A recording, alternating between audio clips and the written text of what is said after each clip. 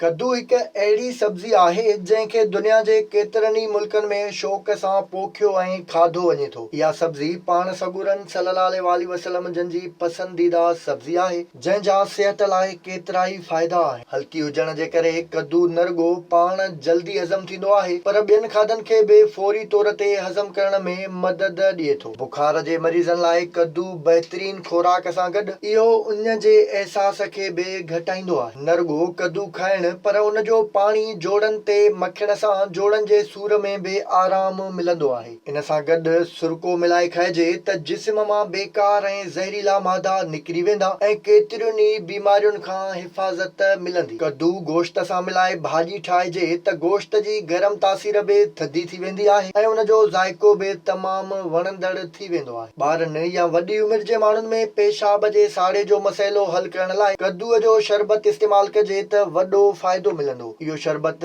आंडनि ऐं मादे जी तेज़ाबियत खे ख़तम करे अंदरी इंफेक्शन्स खां बि बचाईंदो आहे। कद्दूअ जो शरबत तिरनि जे तेल में मिलाए रोज़ राति जो मथे ते मालिश कजे त दिमाग़ खे ताक़त मिलण सां गॾु निंड न अचण वारा मसइला बि हल थी वेंदा। इन खां सवाइ कद्दूअ जो जूस या शरबत ॾंदनि जी बीमारियुनि खां बि बचाईंदो आहे। विज़िट कयो अवामी आवाज़ मीडिया ग्रुप जी वेबसाइट awamiawaz.pk